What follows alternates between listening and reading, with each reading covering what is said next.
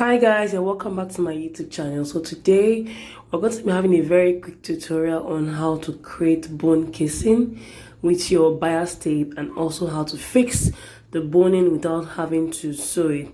Okay, so most times most people complain of having difficulty using the bias tape to create a bone casing and fixing the boning because of width or on the boning. Okay, so most times the boning is always wider than the bias tape, except you buy a smaller size. So if this is the boning size you're working with, no troubles. I'll be showing us how you can work with this size of bias and the boning.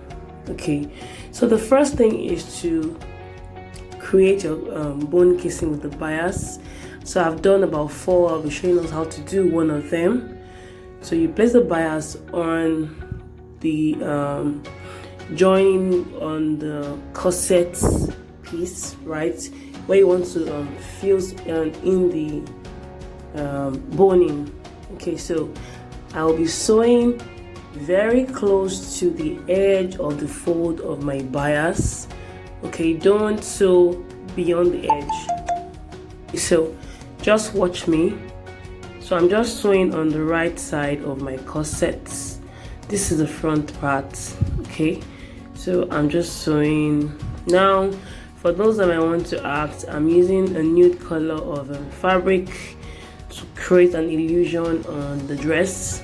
Okay, so I might post the picture later of the finished dress, so you can see the way I'm sewing it. I'm not sewing beyond the folded edge on the bias. You know your bias has 2 folds, so don't sew beyond the folded part. So I'm just trimming off the excesses. Okay, then I will also trim off the excess bias I don't need, and then I will fold this way and sew very close to the edge of the bias. So if this is your first time or you're a beginner, you might need to practice a lot on how to sew very close to the edge.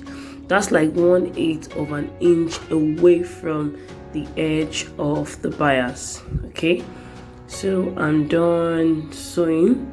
So now let's go to the difficult part now. Okay, let me say the part that seems difficult for people. So most times people find it very difficult to fixing the boning because the boning is a bit wider than the bias tape. So what you do is you're going to measure the length of the boning you need. You're going to leave seam allowance. Okay, your boning shouldn't get to the seam allowance at the neckline or on the waistline. Okay, so that's like taking 1 inch away from the total length that you need, right? So I'll be showing us how to fix it on the other side, this particular line here. So what you do is, after you've already taken out the 1/2 inch seam allowance, you're going to cut the boning into 2.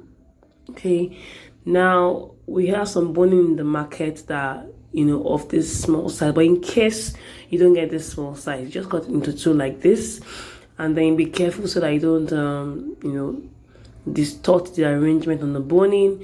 Then you can use lighter to bond the edges or use masking tape like I'm doing. Okay, this prevents the boning from causing irritation on your skin.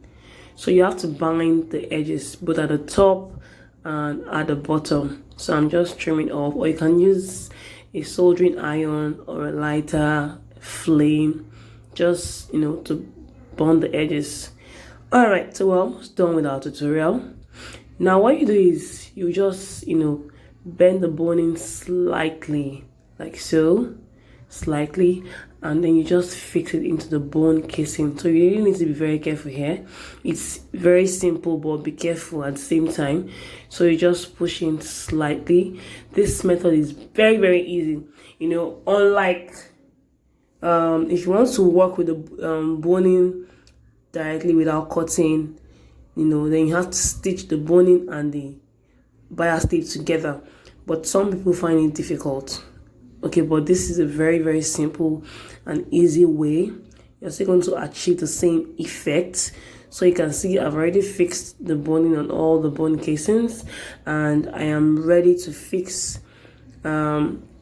my cups to the bodies.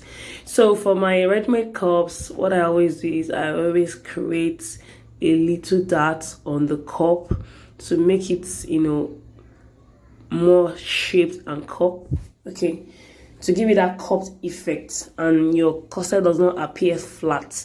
So I'm just sewing, like I'm creating a dart on my ready-made cup like so.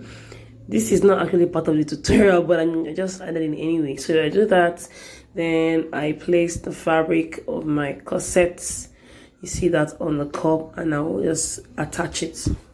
So basically for the main tutorial, we've learned how to create a bone casing easily and quickly. So I hope you learned one or two things from this tutorial. You can leave your questions in the comment section. I will try to respond. And yeah, so I just used bias tape and the normal rigilene boning. That is not to say that you cannot find a smaller size. So do not forget to like, subscribe, and share.